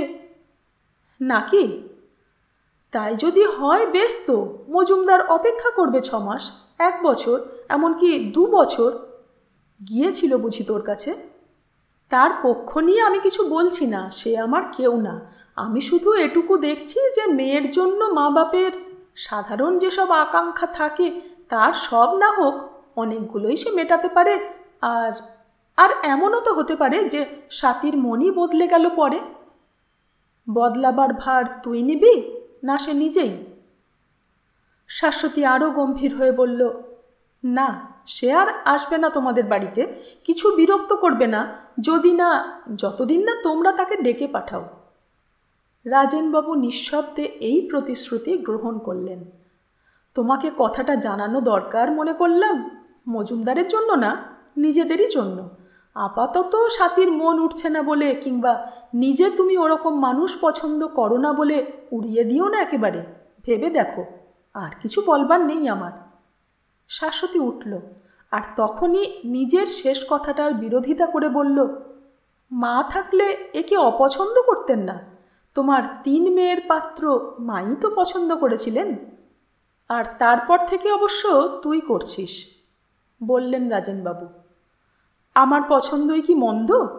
হাসির একটু ঝিলিক দিল শাশ্বতী, আর সঙ্গে সঙ্গে রাজেনবাবুও চিকচিকলেন। আজ কি পান্তুয়া না জলতরঙ্গ? আজ যাই বাবা। এখনই? হ্যাঁ, এখান থেকে আবার ভবানীপুরের বাড়িতে। একটু থেমে রাজেনবাবু বললেন, বেশ একা একাই চলাফেরা করিস আজকাল? ভালোই লাগে, আর সব সময় সঙ্গে নিয়ে ঘুরবেই বা কে? হারিত বুঝি ওখানে? আপিস থেকেই ফেরেনি, এতক্ষণে ফিরেছে, হয়তো উনি যাবেন তার সময় মতো। আচ্ছা, যা বললাম ভুলো না। হিল তোলা জুতোর খুটখুট আওয়াজ করতে করতে শাশ্বতী চলে গেল। হঠাৎ যেন রাজেনবাবুর মনে হলো এই ভদ্রমহিলাটিকে তিনি চেনেন না। স্নানের পরে সাথী এসে বলল, ছর্দি কোথায়? তাড়া ছিল, শ্বশুরবাড়িতে নেমন্তন্ন আবার, আর শ্বশুর শাশুড়ি তো খুব ভালোবাসেন ওকে। রাজেনবাবু দরকারের চেয়ে খানিকটা বেশিই বললেন। চলে গেল? সাথীর মুখ ফুটল না, কিন্তু কথাটা তার সমস্ত মুখে লেখা দেখলেন রাজেনবাবু, আর তখনকার মতো সব কথা যেন ফুরিয়ে গেল তার সাথীর সঙ্গে। সাথী একখানা বই হাতে বসবার ঘরে এলো। বসবার ঘরের একটা প্রভাব আছে মনের উপর, ওখানেই আমরা বাইরের জগৎকে বাড়িতে ডাকি, বাইরের কেউ না থাকলেও। একা থাকলেও ওখানে নিজেকে অন্য অনেকের অংশ মনে হয়। যেটা একান্তই নিজের এলাকা, সেটাকে তত যেন আর প্রকাণ্ড আর লাগে না। সাথী অন্তত সেই আশাতেই ও ঘরে এলো, তার একলার ভার হালকা হবার আশায়, অন্তত জানলা দিয়ে চারদিককার পৃথিবীর একটু আভাসের আকাঙ্ক্ষায়। কিন্তু আশার চেয়ে বেশি পেল সে, অনেক বেশি। কেননা সে স্থির হয়ে বসবার মাত্র কয়েক মিনিট পরে জানলা দিয়ে একটুখানি আভাস না, খোলা দরজা দিয়ে বাইরের সমস্তটা পৃথিবী একেবারে সশরীরে হেঁটে চলে এলো ঘরের মধ্যে। শুনেছ খবর, শুনেছ? হাড়িতের চুল উড়ুক্কু, চোখ চকচকে, আর মুখের রোদে পোড়া চামড়ার তলায় অন্য একটা লালচে রঙের ছটফটানি। কি কি হয়েছে? কি জানি কি ভেবে ত্রস্তে উঠে দাঁড়ালো সাথী। হিটলার রাশিয়া আক্রমণ করেছে, হিটলার রাশিয়া আক্রমণ করেছে। দুবারই শূন্যে হাত ছুঁড়ল হাড়িত। শোনোনি এখনো? নিরাশ হয়ে নিশ্চিন্ত হয়ে সাথী বসে পড়ল আবার। দাঁড়িয়ে দাঁড়িয়ে ঘরের মধ্যে হাঁটতে হাঁটতে হাড়িত ভেরি বাজালো। মরবে, মরবে এবার, ছিন্ন হবে কাস্তেতে, চূর্ণ হবে হাতুড়িতে। এতদিন তো শুধু রিহার্সাল, আসল পালা তো এবার। আছো কোথায় সাথী? ভাবছো কি? কি যে হবে দেখতে দেখতে? লড়তে হবে, সকলকে লড়তে হবে, সমস্ত পৃথিবী ভরে সকলকে। তৈরি হও, তৈরি হও সব। একটু চুপ করে থেকে সাথী বলল, আপনি কি অফিস থেকে? তা বলতে পারো। হঠাৎ শরীরটাকে একটা চেয়ারের উপর ছেড়ে দিয়ে হাড়িত অন্যরকম গলায় বলল, খবরটা অবশ্য তোমার কাছে কিছু না, এখন না, কিন্তু বুঝবে একদিন, বুঝিয়ে ছাড়বে। সাথী বলল, ছোট দিয়েই একটু আগে চলে গেল। নাকি? আপনাদের ভবানীপুরের বাড়িতে গেল এখান থেকে। ভালো। আমি অবশ্য তোমার ছোটদির জন্য আসিনি, এসেছিলাম তোমাকেই খবরটা দিতে। আমাকে? সাথী হেসে ফেলল। আমাকে এতটা যোগ্য ভাবলেন হঠাৎ? হাড়িদের মুখের ভাব সহজ হলো, ছোট্ট হাসি ফুলল ঠোঁটে। তা আজকাল বেশ যোগ্য হয়ে তো উঠেইছ। বেচারা প্রবীর চন্দ্র মজুমদার। বিশ্ব কাঁপানো ঘটনা সত্ত্বেও কৌতুকের ক্ষেত্র এখন বেশ প্রশস্ত দেখা গেল হাড়িতের মনে। সাথী তার মুখের ভাবটা বেশ সপ্রতিভ রাখার চেষ্টা করল। বেচারা? আশা ছাড়েনি এখনো। শাশ্বতীর কাছে কি যেন ঘ্যানর ঘ্যানর করছিল কাল। বেচারা। প্রত্যাখ্যাত পানি প্রার্থীকে ওই আখ্যায় বিদ্ধ করে করে হাড়িতের যেন আশা মেটে না। সাথী অবাক হলো খবরটা শুনে। ঘ্যানর ঘ্যানরের সারমর্মটা কি জিজ্ঞেস করল না, কিন্তু আশা করল হাড়িতদা নিজেই বলবেন। সে আশা মিটল না। হাড়িত এর পরে বলল, তা বেশ ভালো, আরও গৌরব হোক তোমার, আরও কজনের হৃদয় ভাঙো, তবে তো। ফরাসিরা বলে সে মেয়েই বিয়ে করবার যোগ্য যে 7 জনকে অন্তত। কথা শেষ করল না হাড়িত। হঠাৎ বোধহয় বিশ্ববার্তা মনে পড়ল আবার। মুখের পেশি শক্ত হলো, এক টানে দাঁড় করালো অনেক ঘোরা ক্লান্ত শরীরটাকে। যাচ্ছেন নাকি? হ্যাঁ, এখন মকরন্দর ওখানে। চা? না। হাড়িত ঘুরে দাঁড়িয়ে রাজেনবাবুকে দেখতে পেল, আর শ্বশুরের সম্মানে মুখশ্রীতে অমায়িকতার চেষ্টা করল। রাজেনবাবু আরম্ভ করলেন, শাশ্বতী তো শুনলাম। হাড়িত সময় নষ্ট করল না। আজ বুঝি মার কি ব্রতটত ওসব আছে আবার তো। হাড়িতের হাসিতে করুণা ফুটল একসঙ্গে নিজের মা আর স্ত্রীর বাবার প্রতি। তুমি ওখানে? দেখি, এখন যাচ্ছি এক জায়গায়, সেখান থেকে যদি। শ্বশুরের অনুক্ত অনুরোধের আগাম জবাব দিল সে। এখন আর চা না, যাচ্ছিলাম। আচ্ছা যাই। ক্ষিপ্র পিছনে ফিরল হাড়িত। দ্রুত অদৃশ্য হলো দরজার বাইরে। রাজেনবাবু বসলেন মেয়ের কাছে, একটু হেসে বললেন, হাড়িত তোর ছোটদির জন্যই এসেছিল, তাকে না পেয়ে আর বসল না। বাবা? সাথীও হাসল বাবার উত্তরে। হাড়িতদা এসেছিলেন আমাকে এই খবরটা দিতে যে হিটলার রাশিয়া আক্রমণ করেছে। নাকি? হ্যাঁ, সেই জন্যই। যুদ্ধ তবে ছড়ালো? বাবার মুখে কথা শুনে সাথী থমকালো। সত্যি কি খুব খারাপ হবে এরপরে? হাড়িতদা তো হুলুস্থুল করে গেলেন। আমরা ভেবে কি করব? আর এর চেয়েও বড় ভাবনা আমাদের আছে এখন। বাবার শেষ কথাটা শুনে আবার ভারী হলো সাথীর মন। মিনিটখানেক রাজেনবাবু কিছু বললেন না। তারপর আস্তে আস্তে আরম্ভ করলেন, সাথী শোন, তোর মা নেই, তাই তোকেই বলতে হচ্ছে। আর তুইও বুদ্ধিমতী, নিজের ভালো মন্দ নিজেই তো বুঝিস। সাথীর সাদা গালে সরু একটি নীল শিরা একটু স্পষ্ট হলো। আর এতদিনে এটাও নিশ্চয়ই বুঝেছিস। রাজেনবাবুর গলায় যেন একটু হালকা সুর লাগলো, যে মানুষের জীবনে, মেয়েদের জীবনে, বিশেষ করে বিয়েটা একটা মস্ত ব্যাপার, জীবনের অনেকটা সুখেরই কারণ। বলে রাজেনবাবু মেয়ের মুখের দিকে তাকালেন। আর মেয়ে যদিও তার শরীরের প্রত্যেকটি স্নায়ুতে টান পড়ছিল, তখন কিছু বুঝতে দিল না বাবাকে। চোখ এড়িয়ে উত্তর দিল, দুঃখেরও। নভেল পড়া কন্যার কথা শুনে একটু অবাক হলেন রাজেনবাবু। কিন্তু ও যদি এতটাই বোঝে তবে তো আরও ভালো। এই দুরূহ আলাপের পরের ধাপটি মেয়েই যেন জুগিয়ে দিল বাপের মুখে। হ্যাঁ, দুঃখেরও হতে পারে, আর তাই তো এত চেষ্টা আমাদের, এত চিন্তা। দুঃখ তো কেউ চায় না, সুখের চেষ্টাই করে সকলে। স্বাতী একটু চুপ। তারপর, আগে বলা যায় নাকি? অদৃষ্ট বলে একটা কথা আছে তো, সেই জন্যই। বলেই রাজেনবাবু বুঝলেন মেয়ের কথার ঠিক উত্তর এটা হলো না। তাই আবার বললেন, সে তো যায়ই না, দেখতে যেটা তেমন ভালো না সেটাই হয়তো সুখের দাঁড়িয়ে যায়। ওই প্রবীর ছেলেটি, তার স্ত্রী হয়তো সুখী হবে খুব। গলার উপর স্বাতীর মাথাটি একটু পিছনে সরল, স্থির হয়ে বলল, হয়তো কেন, নিশ্চয়ই। তারপর হঠাৎ জিজ্ঞেস করল, ছর্দি এসে কি বলে গেল তোমাকে? শাশ্বতীর ইচ্ছে তো জানিসই, স্পষ্ট জবাব দিলেন রাজেনবাবু। আমি তোর ইচ্ছেটা জানতে চাই, তাই। তা কি তুমি জানো না? স্বাতী আর পারল না, দুই হাতে মুখ ঢেকে ফেলল। স্বাতীর বাঁকা বাঁকা কুচকুচে কালো ঘন চুলের উপর রাজেনবাবুর চোখ পড়ল। একটু দেরি করে বললেন, আমি তো তোকে জিজ্ঞেস করিনি, আগে ধরেই নিয়েছি এ বিষয়ে আমার কথা, তোরও কথা। কিন্তু আমার অপছন্দ বলেই তুই যদি... তুমি আমাকে তাই ভাবো? স্বাতী মুখ তুলে জলজলে চোখে তাকালো। আমার যা ভালো লাগে না, রাজেনবাবু আস্তে আস্তে বললেন, সেটা তোরও যাতে ভালো না লাগে সেরকম চেষ্টাই তো তোর পক্ষে স্বাভাবিক। কিন্তু আমাকে বাদ দিয়ে তুই ভেবে দেখ, তারপর যদি তোর মনে হয়, যদি একটুকুও... বাবা! রাজেনবাবু কষ্টের কান্না শুনলেন সে ডাকে। মেয়ের মুখে শান্ত চোখের দৃষ্টি বুলিয়ে বললেন, আমি তোকে শুধু এই বলতে চাই যে আমার ইচ্ছা অনিচ্ছার কথা ভাবিস নে, তোর ইচ্ছা মতোই সব হবে। তবে আর কি? রং রস রক্ত ফিরে এলো স্বাতীর মুখে। তোর ইচ্ছাটা তুই যাতে বুঝতে পারিস। ইচ্ছা বুঝি বুঝিয়ে দিতে হয় কাকে? তাও হয়। রাজেনবাবু হাসলেন। ছোট ছেলে কি বুঝতে পারে তার খিদে পেয়েছে? আমি আর ছোট নেই বাবা। স্বাতী উঠে দাঁড়ালো, লম্বা, সংবৃত, সুন্দর। কিন্তু যত বড় তাকে দেখায় সে কি তত বড়?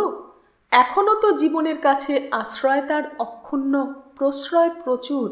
এখনও তো জীবনের অনেকটাই তার খেলা খেলা, তার দিনরাত্রি শুধু ভালো লাগা আর না লাগার সাদা কালোয় আঁকা। বয়স্ক জীবনের ভয়, অনিশ্চয়তা, বাধ্যতা, দায়িত্ব, এসবের সে কি জানে? 100 রকমের আশ্চর্য জটিলতার কথা সে পড়েছে, কিন্তু নিজের জীবন যখন একটুখানিও জটিল হয়ে ওঠার ভয় দেখায়, তার ব্যবস্থা কি স্বাধীনভাবে নিজেই করতে পারে? তখন তো সেই পুরনো আর প্রথম নিশ্চয়তাই তার নির্ভর। কিন্তু তাও কি ভাঙল আজ? বাবাও কি তাকে ছেড়ে দিলেন এই ভীষণ পৃথিবীতে? খুব তো তখন সাহস দেখালো, কিন্তু রাত্রে বিছানার মধ্যে কুঁকড়ে রইল ভয়ে। বুকের ভিতরটা শুকিয়ে উঠতে লাগলো। দাদার সঙ্গে হারিদ্দার কথার কোথায় একটা মিল দেখল সে। আর বাবাও কি ভাবছেন সেই? তবে কি তারই দোষ? প্রথম থেকে সতর্ক হলে, সচেষ্ট হলে এই ভাঁড়াটা এড়াতে পারত নাকি? ভাঁড়া কাটল, কিন্তু কথাটা কি এই দাঁড়ালো যে মনে মনে এটা সে চেয়েই ছিল? কিন্তু কেউ যদি তাকে অন্যায়ভাবে চিন্তা করে, সে কি করতে পারে? তাকে কি আজ প্রমাণ করতে হবে যে সেই অন্যায়ে তার কোনো হাত ছিল না, আর সেটা প্রমাণ করার পরেও অপরাধীই থেকে যাবে? কি বিপদ, কি আপদ এসে জুটল তার কপালে! ভালো ঘুম হলো না সে রাত্রে। অনেক বেলায় উঠল পরের দিন, আর সে উঠবার খানিক পরেই, যেন ঠিক সময়ের অনেকটা আগেই, বাবা চলে গেলেন আপিসে। স্বাতীর মনে হলো বাবা তাকেই আড়ালেন। স্বাতী চুল খুলল না, স্নান করল না, বই খুলল না। দাঁড়ানো বইগুলোর পুটের ওপর দিয়ে চোখ চালিয়ে গেল, কোনোখানে থামল না চোখ, কোনো বই তাকে ডাকল না। আজ প্রথম সে বইয়ের কাছে কোনো জবাব পেল না। হয়তো অন্য কোথাও জবাব আছে, ছাপার অক্ষরে না হাতের লেখায়। দেরাজ থেকে বের করল চিঠি, একটি নীল আর একগোছা সাদা খাম। একটু দেখল তাকিয়ে, এখানে ওখানে হাত ছোঁয়ালো, তারপর খুলে খুলে পড়তে লাগলো প্রথম নীলখামটি থেকে শুরু করে। কিন্তু এও তো বইয়ের মতো। শেষের কটির উপর সে প্রয়োগ করল মনের সমস্ত ইচ্ছা আর ইচ্ছার সমস্ত শক্তি। তন্ন তন্ন খুঁজল লেখার ফাঁকে ফাঁকে অন্য কোনো কথা। প্রাণপণ চেষ্টা করল কথাগুলিকে দুমড়ে মুচড়ে জবাব ছিনোতে, এক ফোঁটা নিশ্চয়তা নিংড়ে বের করতে। কিচ্ছু না, শুধুই সারি সারি কথা, সাজানো কথা, সুন্দর কথা। কিন্তু এ সুন্দর দিয়ে কি করবে সে? এর চেয়েও আরও কত সুন্দর কথা তো ছাপানো আছে বইয়ের পাতায়। পাহাড়ে বেড়াচ্ছেন, আনন্দে আছেন, মাঝে মাঝে চিঠি লিখে সাহিত্য চর্চা করেন। এদিকে ছুটিও আর বেশি নেই, কিন্তু তাতে কি? একেবারে শেষ সম্ভব দিনটি কাটিয়ে তবে তো ফিরবেন। চিঠিগুলি তুলে রাখতে রাখতে স্বাতীর মনে হলো সে যেন অনেকক্ষণ ধরে হাঁটছে, অথচ কোথাও যাচ্ছে না। স্বপ্নে যেমন পথ আর ফুরোয় না, সেই রকম। আর হঠাৎ যেমন চমক দিয়ে স্বপ্ন ভাঙে, তেমনি একটি জেগে ওঠার ধাক্কায় সব তার কাছে সহজ হয়ে গেল। স্বপ্নকে স্বপ্ন বলে চিনল, সোজা দেখতে পেল চোখের সামনে বাস্তবের পরিষ্কার পথ। কাগজ নিল, কলমের টুপি খুলল। প্রথমবার শ্রীচরণেশু লিখেছিল, এখন শ্রদ্ধাস্পদ লেখে। আজ কিছুই লিখল না, শুধু কবে আসবেন? ছুটি তো প্রায় শেষ, আর আসতেই তো হবে। চিঠি আর চাই না, চিঠি আর ভালো লাগে না, এর উত্তরে আসবেন। নিজের নাম লিখে একটু তাকিয়ে থাকল। 2 মিনিট পরে স্বাতী নিজের হাতে সমর্পণ করল ডাক বাক্সের বিশ্বস্ত অন্ধকারে তার জীবন, তার ভবিষ্যৎ, তার অদৃষ্ট। যবনিকা কম্পমান আজ শেষ হলো। সঙ্গে থাকবেন। ধন্যবাদ।